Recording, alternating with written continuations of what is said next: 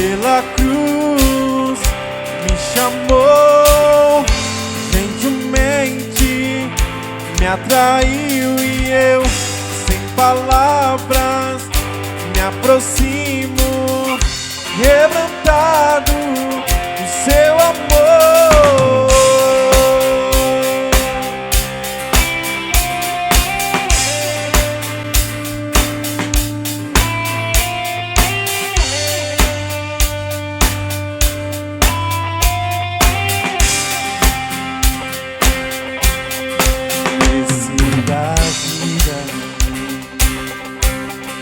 Graça recebi por sua cruz, da morte me livrou, trouxe minha vida, e eu estava condenado, mas agora pela cruz eu fui reconciliado.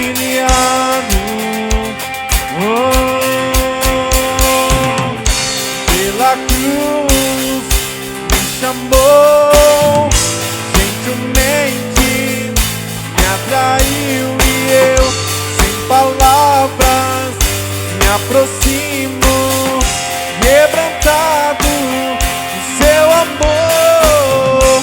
Pela cruz me chamou, gentilmente, sem palavras, me aproximo, quebrantado do seu amor. Impressionante é o teu amor.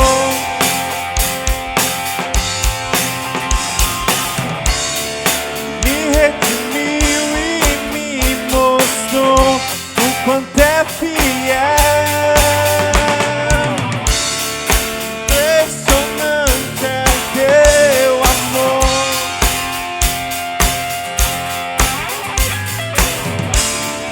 Me redimiu e me mostrou o quanto é fiel. Pela cruz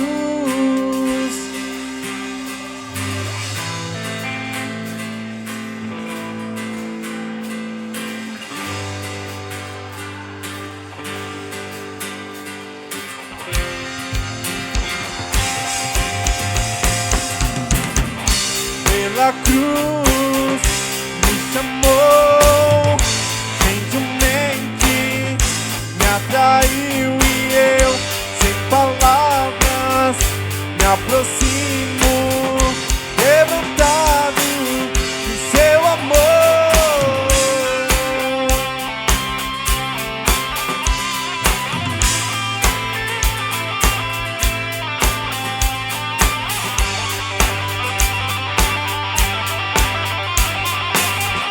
Quebrantado do seu amor.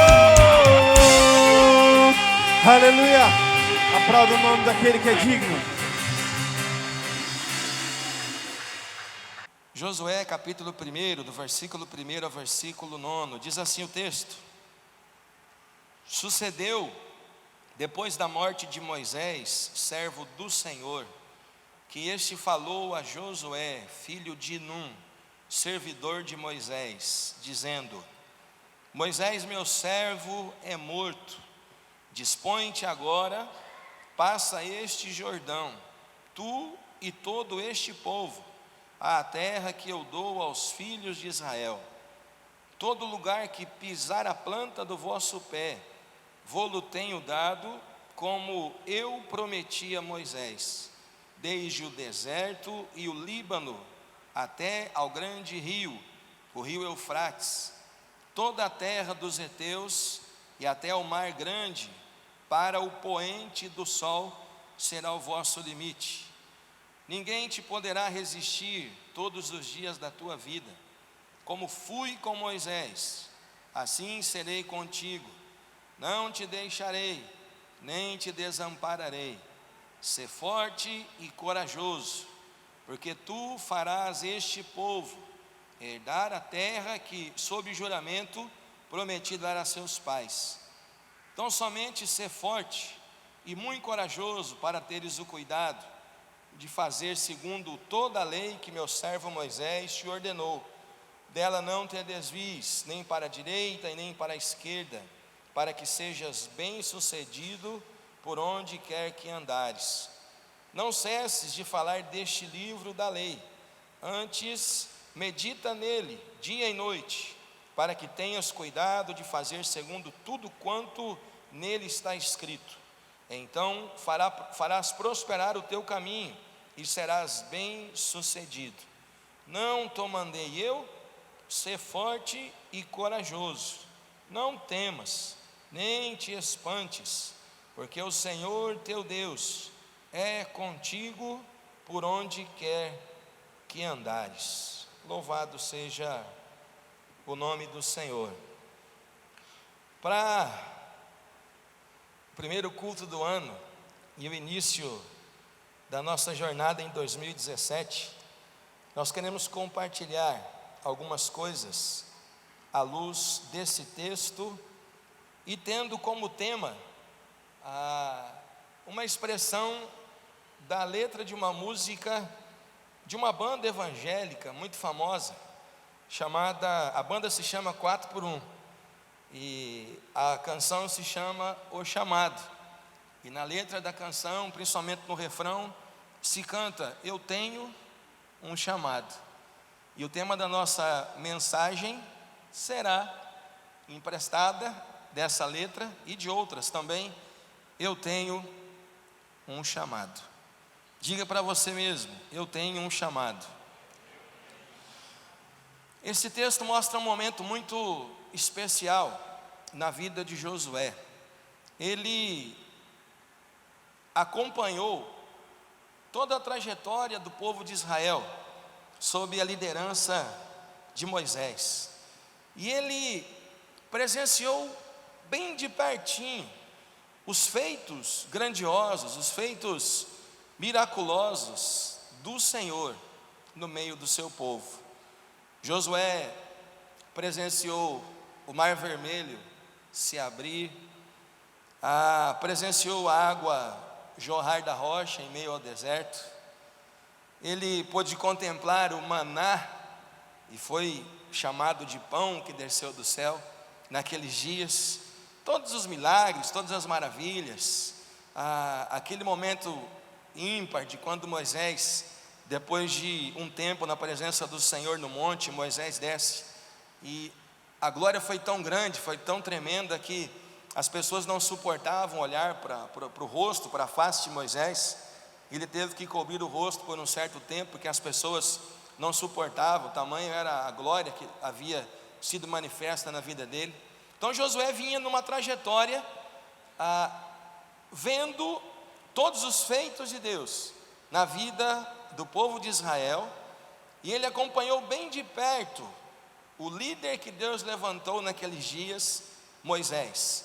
E é interessante que os textos do Antigo Testamento, os seus personagens, as suas histórias, as suas narrativas, nos trazem uma identificação com a pessoa do Senhor Jesus.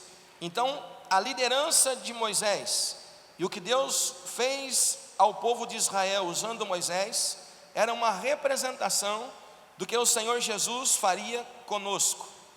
Então, da mesma maneira que Deus levantou Moisés para estar numa etapa da sua vida diante do faraó, diante das autoridades do Egito, para libertar o povo de Israel, aquilo era uma figura do que Jesus iria fazer pelo povo de Deus. E Jesus também, além de ser o segundo Adão, ele também é o segundo Moisés.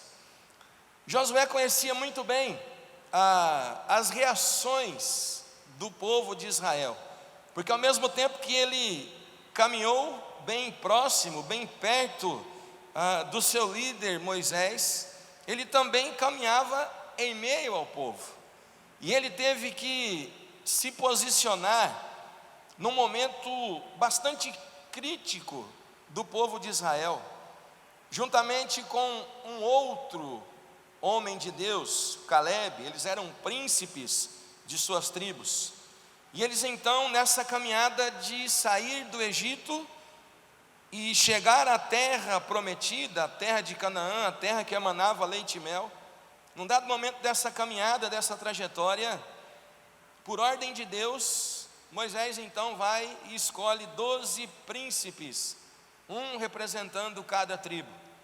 E no meio desses 12 príncipes estavam Josué e Calebe. E a incumbência deles era de ir até a terra de Canaã, espiar a terra, tanto que foi dado esse nome a eles, os 12 espias. E eles saem então com essa responsabilidade de sondar, de espiar a terra, de ver tudo que estava ali e de trazer um relatório diante de Moisés e diante do povo. Passaram alguns dias naquele lugar, viram tudo, viram a terra próspera, viram os seus frutos, trouxeram uma amostra, uma demonstração do fruto dessa terra. A Bíblia afirma que eles trouxeram um cacho de uva, e esse cacho de uva era tão especial, grande, porque nos nossos dias uma pessoa só dá conta de carregar um cacho de uva. Às vezes não, né? Na palma de uma mão só a gente consegue carregar um cacho de uva. Tá certo que uva é meio delicada, frágil, requer alguns cuidados, mas numa mão só a gente consegue carregar um cacho de uva. E a Bíblia vai dizer que o cacho de uva que trouxeram da terra de Canaã era um cacho de uva especial, diferente, grande, e precisou de alguns homens para carregar esse cacho de uvas. Era uma das provas de que realmente aquela terra era uma terra próspera, era uma terra abençoada. A expressão terra que emana leite e mel significa que aquela terra era próspera. Mas Josué e Calebe focaram na promessa que Deus havia dado. Os outros 10 espias focaram não na promessa, mas eles focaram numa raça de gigantes que habitava aquela região. Homens do mesmo porte, da mesma genealogia do gigante Golias.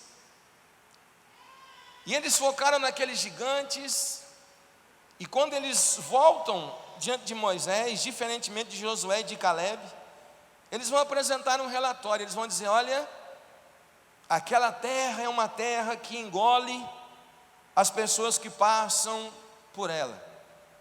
Eles estão indo na contramão do que Deus havia dito.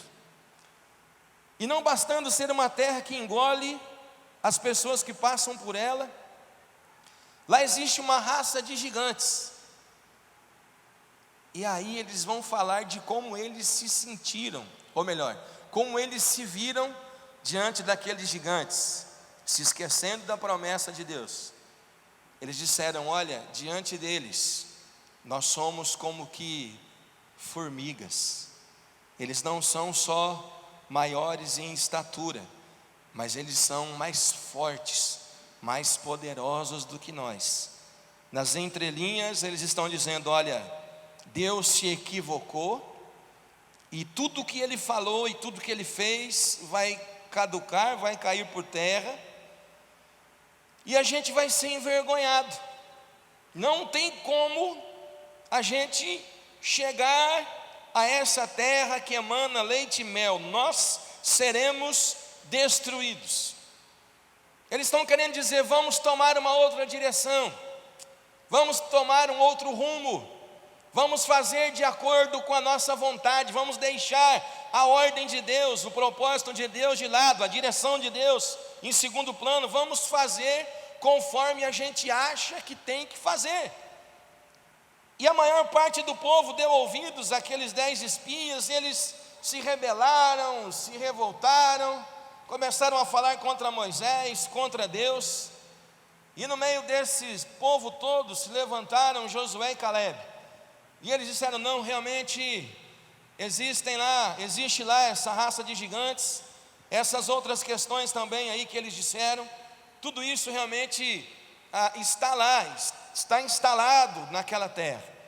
Só que nós não podemos nos esquecer que o nosso Deus, quando estávamos lá no Egito, nos deu uma palavra, Ele nos deu uma promessa, e Ele disse que nos tiraria do Egito, iria nos levar a nossa terra, a terra que Ele iria nos dar por herança, a terra próspera, onde nós criaríamos os nossos filhos, veríamos os nossos descendentes e as gerações, isso seria perpetuado. Deus disse que iria nos dar por herança.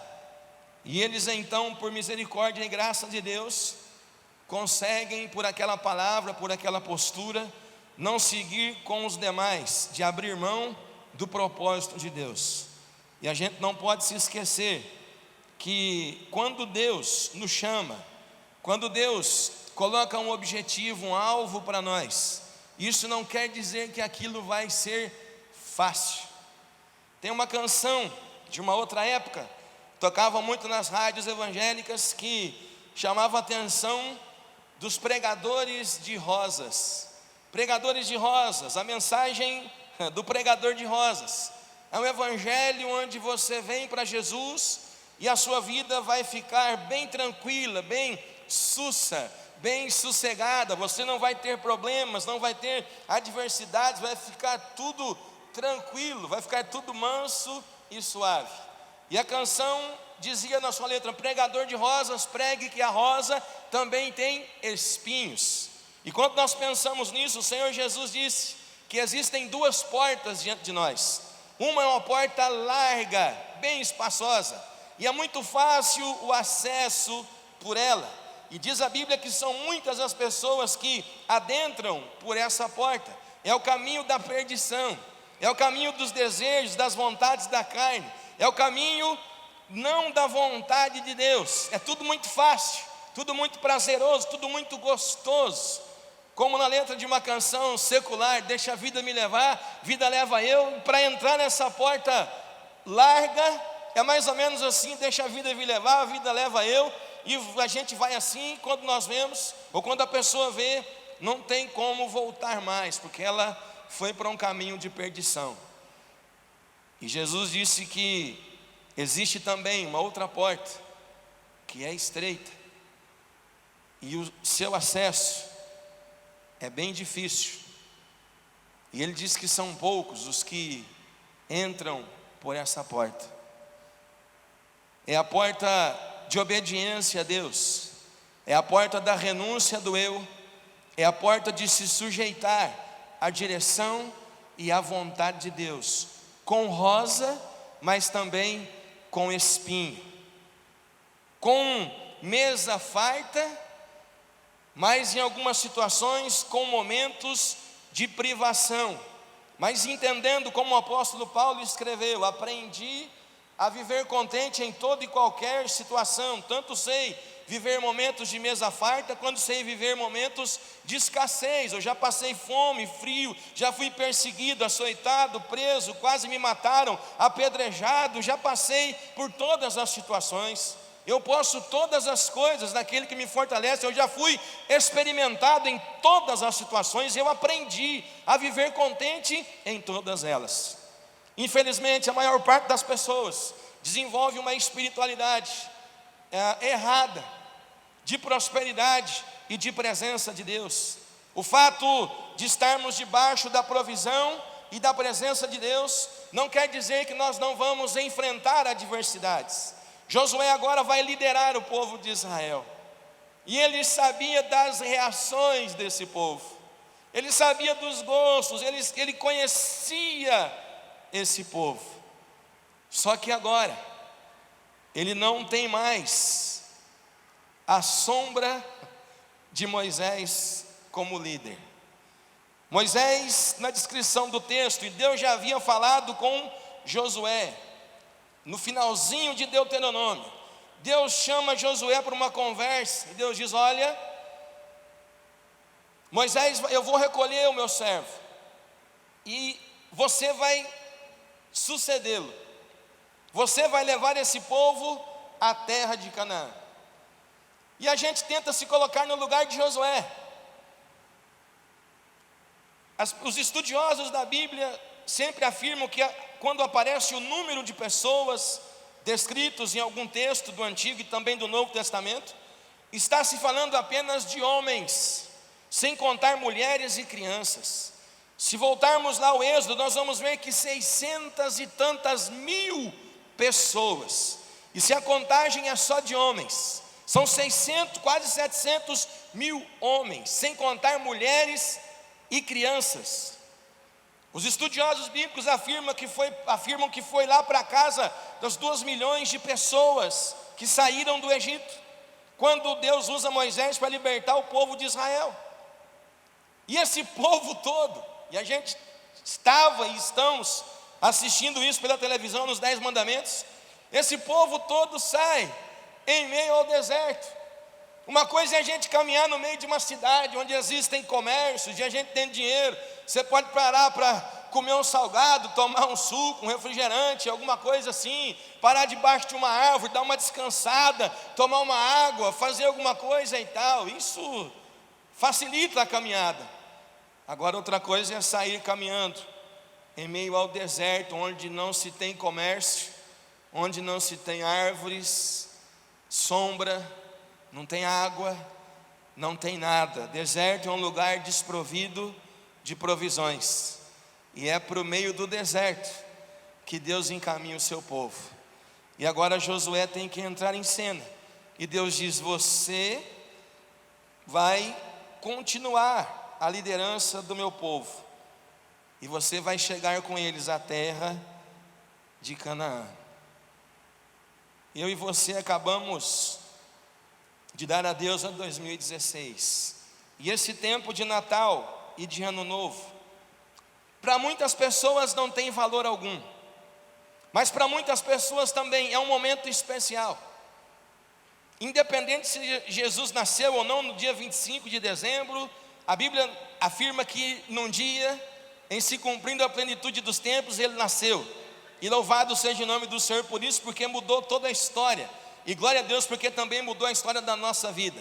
Quando nós vamos dar o nosso testemunho, a nossa vida está marcada antes de Jesus e depois de Jesus. E vem junto esse processo de ano velho e ano novo.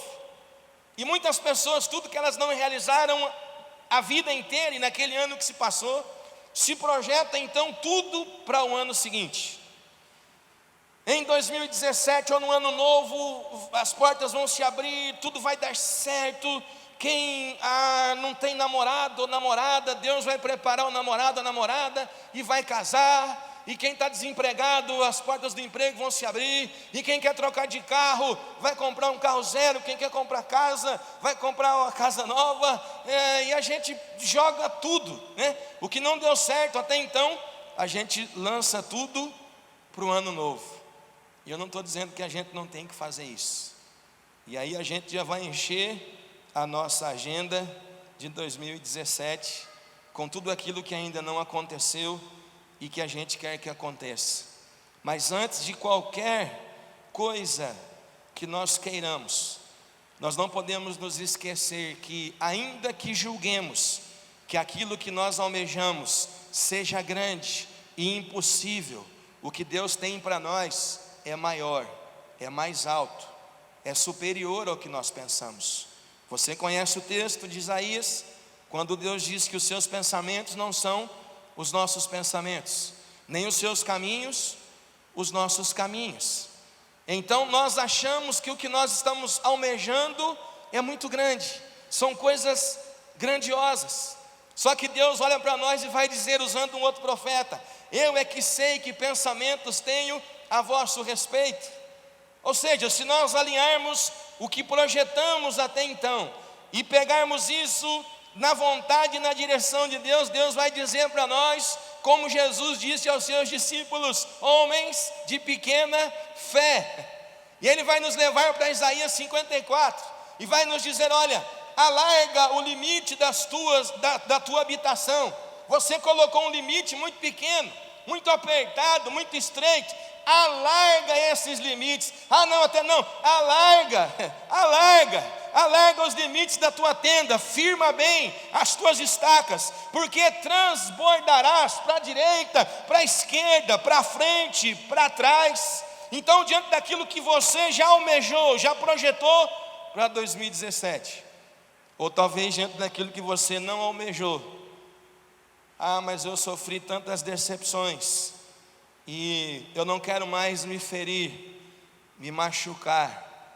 Então não vou projetar nada, seja o que Deus quiser.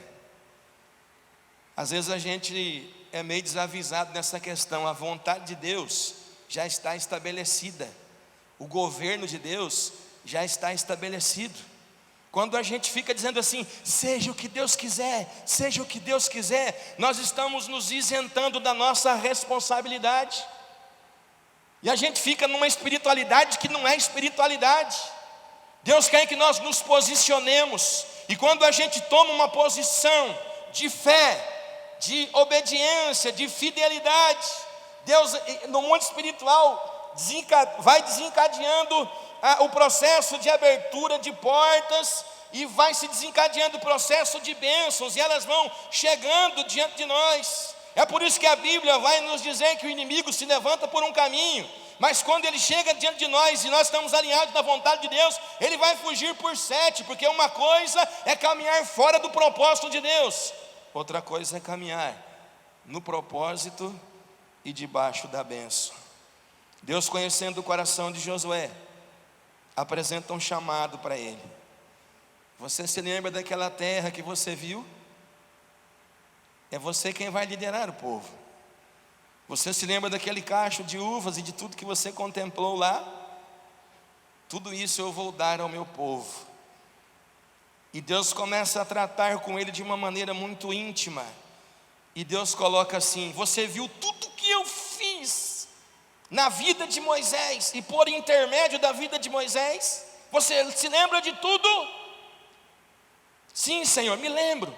Tudo o que eu fiz por intermédio de Moisés e na vida de Moisés, assim como eu estive com ele. Deus estabelece uma aliança com Josué. Deus diz: eu também vou estar com você. Em outras palavras, Deus está dizendo assim: eu não estou te colocando numa roubada, eu não estou te colocando num mato sem cachorro. Eu quero te deixar bem consciente de uma coisa: é uma obra grandiosa, é tudo muito bonito na fala, mas na prática a coisa é mais complicada. Vão ter rosas, mas também terão espinhos. Só que eu quero te dizer uma coisa: como eu estive com Moisés, eu vou estar com você. Você não está indo, você não vai sozinho para essa empreitada. Eu vou estar com você. Deus estabelece uma aliança com Josué. E em cima dessa aliança, Deus começa a pontuar algumas coisas. Para que Deus estabelecesse a aliança com Josué, Deus havia sondado e conhecido o coração dele, e Deus havia separado Josué para servi-lo. Nós estamos falando de chamado. Nós temos diversos chamados na nossa vida, e quando nós pensamos em chamado, nós não podemos pegar o chamado e colocar só para uma questão de ministério, de púlpito, de evangelista, de pregador, de pastor, de missionário. Nós temos diversos chamados na nossa vida, e Deus tem nos levantado com capacidade para cumprirmos estes chamados. Tem um vídeo que foi postado aí no WhatsApp, muita gente viu.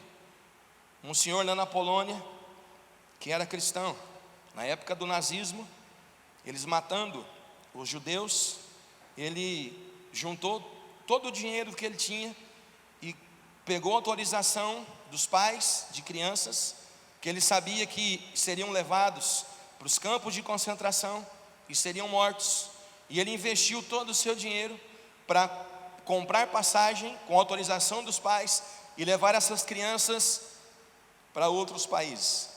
Ele conseguiu encher 3 trens de crianças, usando o seu dinheiro.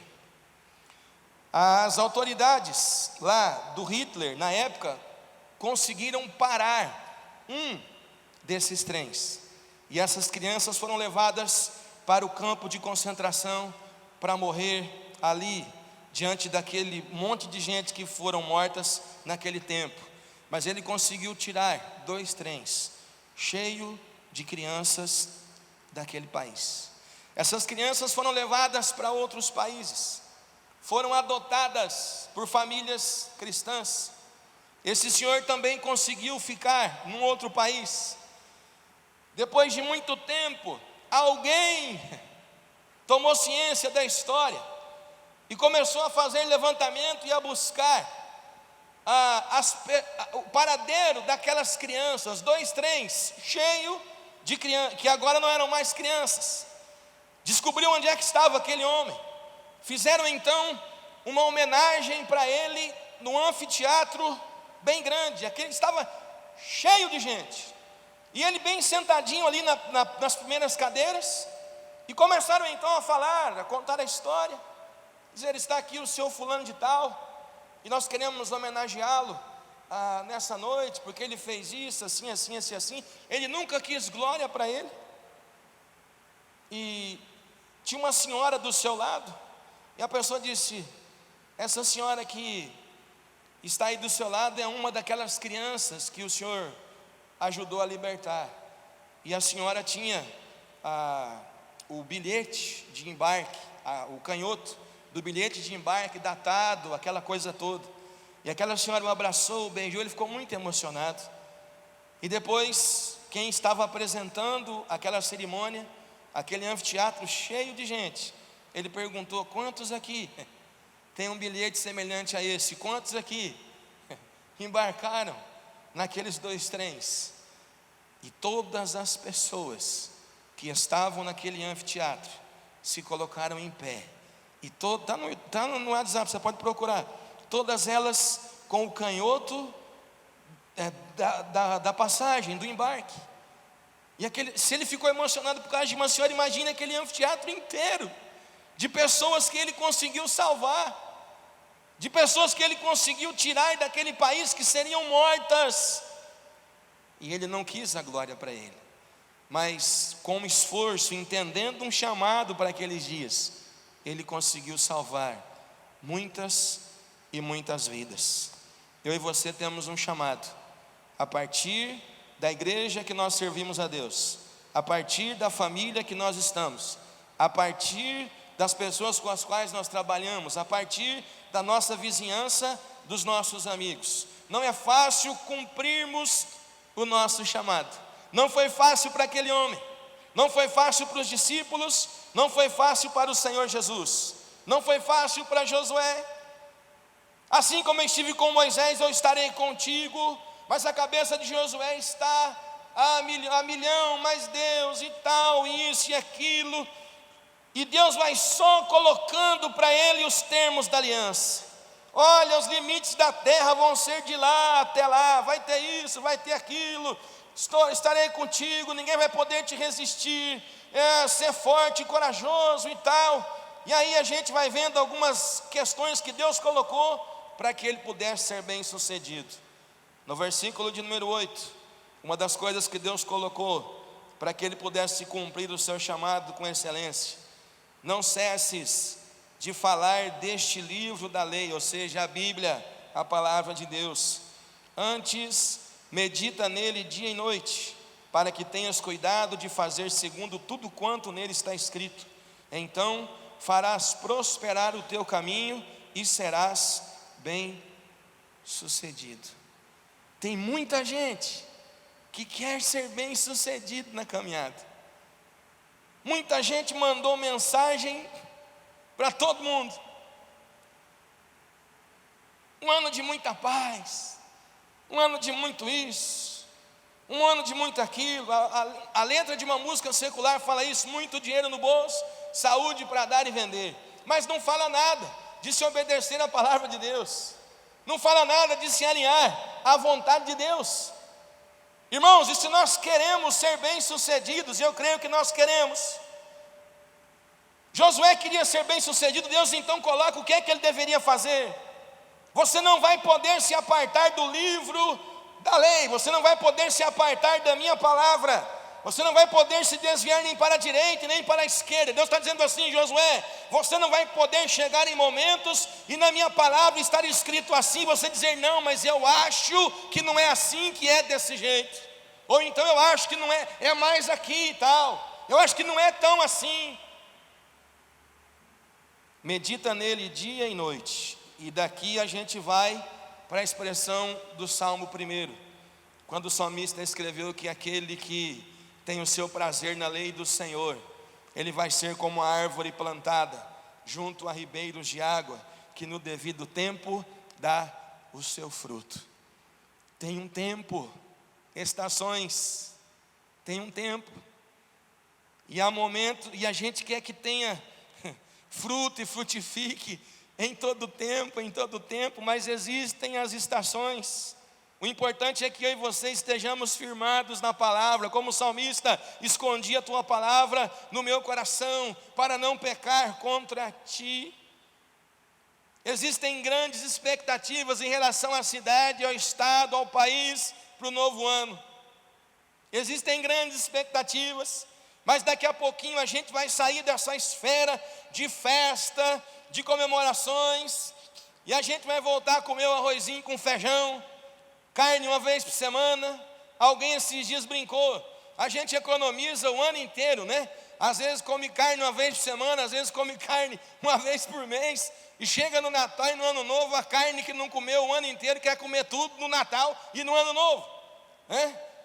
Daqui a pouco essa carne a gente vai fazer compra, então não vai dar para comer carne todo dia, não vai ter churrasco todo dia, não vai ter salpicão, maionese, carneiro, não vai ter tudo isso todo dia, não vai ter. E não é só isso.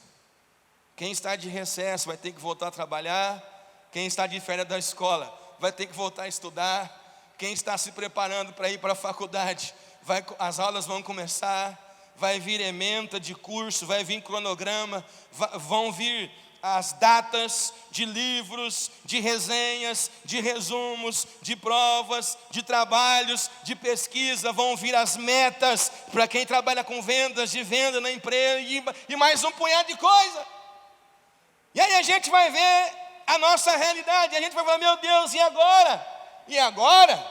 E agora é que eu tenho um chamado, e agora é que eu estou aliançado com meu Deus, e agora é que eu estou firmado na palavra. Eu escondi a palavra dele no meu coração para não pecar contra ti. Eu tenho uma palavra, eu tenho uma promessa, eu tenho um chamado. E agora que do mesmo jeito que Deus foi com Moisés e disse que seria com Josué, ele vai ser comigo também. Porque o Senhor Jesus disse: eis que estou convosco todos os dias, até a consumação do século. Meus irmãos, a tendência das coisas é que elas fiquem mais difíceis a cada dia.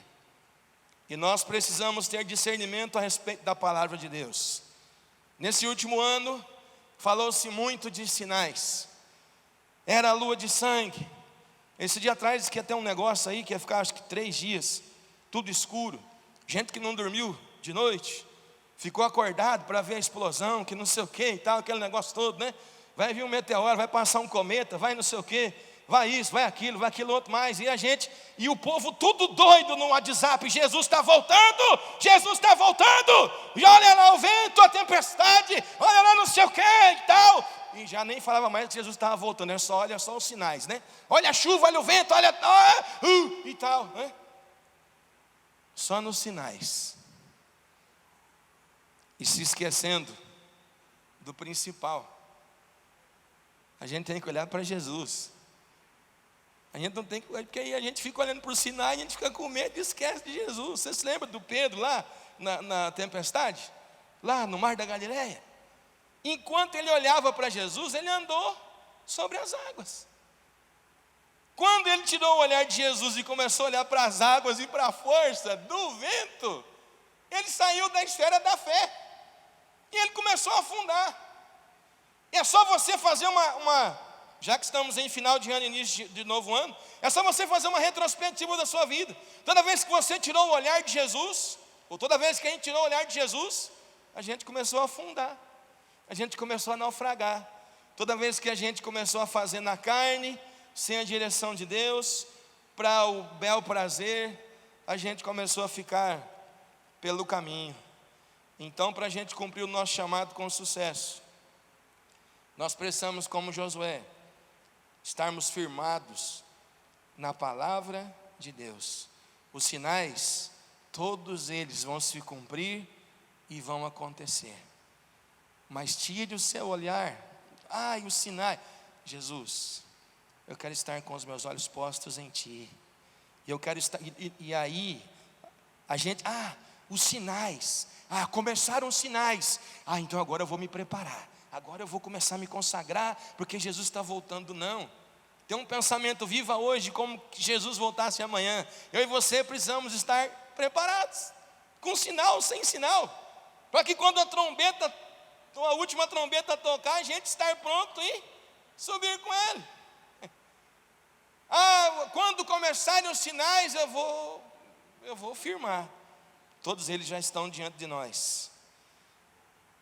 Deus, conhecendo o coração de Josué, no versículo 9, Deus chama a sua atenção e diz: eu estou te mandando. Não te mandei eu, sou eu que estou te mandando. Você não está indo em nome de uma pessoa qualquer. Você não está indo em nome de nenhuma outra força. Não te mandei eu. Todos nós aqui temos um chamado. Todos nós. No mínimo um chamado, mas nós temos diversos chamados. E Deus está dizendo a nós: não te mandei eu. Ou seja, Deus tem nos enviado a cumprir os seus chamados a nós. Ele disse a Josué: sê forte. Deus diz a nós nessa noite: sê forte. Mas eu sou tão fraquinho. Eu sou tão fraquinha. Eu não tenho condições. Eu não sei, eu não posso. E é bom que a gente não saiba, e é bom que a gente não possa. Só que isso não é um ponto para a gente parar. Porque quando a gente reconhece que não sabe e que não pode, isso tem que nos impulsionar a buscarmos a Deus, para que Ele nos capacite e faça a gente romper com as nossas limitações. Deus não está olhando para nós dizendo: não, meu filho, minha filha, tudo bem, eu sei, você é fraquinha mesmo, você é fraquinho, não, tudo bem, pode ficar assim. Não, não é isso que Deus está dizendo, não. Deus está dizendo para nós: ser forte e corajoso. Um texto do Novo Testamento vai dizer que os tímidos não herdarão o reino dos céus, os covardes. E a gente não pode se intimidar diante de nada. Ser forte e corajoso. Não temas. E em algum momento a gente fica com medo, principalmente quando as coisas não dão certo, quando dão errado, ou quando Deus quer levar a gente diante de algo muito grande, que a gente acha que não é para nós e que nós não somos capazes, que é para outro. Não temas, nem te espantes, não fique assombrado, porque o Senhor teu Deus é contigo, por onde quer que andares. Aí tem irmãozinho que ouve isso aqui, tem irmãzinha que ouve isso aqui. Já tem propaganda na cidade de eventos aí para o mês de março, né? Nas casas de show da cidade. Deus está comigo por onde quer que eu andar. Já vou garantir meu ingresso. Deus é comigo por onde quer que eu andar, onde eu estiver, Deus está comigo. Já vou em todas as festas, todas as baladas, todos os piseiros, tudo que tiver, eu vou botar para quebrar, porque Deus está dizendo aqui que vai estar comigo por onde quer que eu andar. Você vai, mas vai sozinho. E você vai por tua conta. E risco. E o que acontecer lá é responsabilidade única, exclusiva e total sua. Gente que, tal, Deus está comigo. Então, onde eu estiver, Ele vai estar comigo. Meu irmão, minha irmã, se você sair do centro da vontade de Deus e for por sendas tortuosas, Deus não vai estar com você. E o que acontecer lá é responsabilidade sua. Nesse ano de 2016 aí, teve gente que outras pessoas fizeram, perdão da expressão, mas teve gente que fez das tripas coração para pagar inscrição para outra pessoa fazer o encontro. Para a pessoa vir aqui, não, olha, e jejuou e orou, fez o pré-encontro, fez o encontro, fez o pós-encontro, agora vai. E não foi. Gente que ficou aqui com uns 3 dias com o coração duro.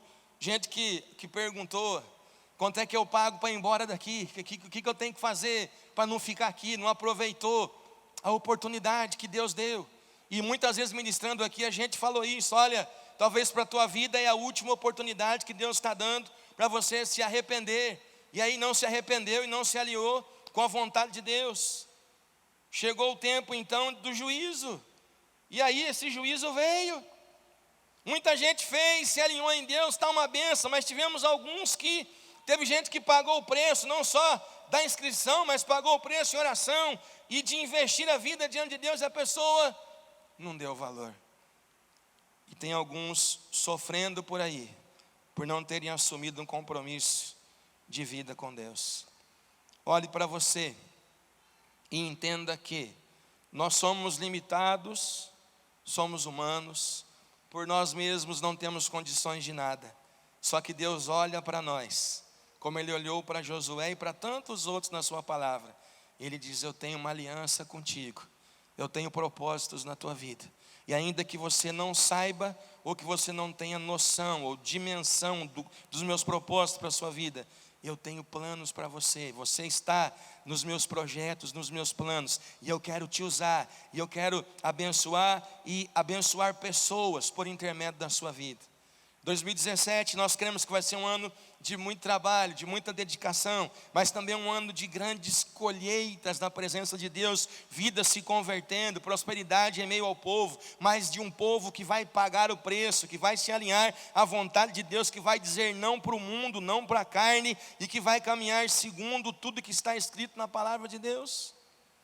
Eu quero te convidar a alguns instantes a fechar os teus olhos e a você curvar a sua cabeça.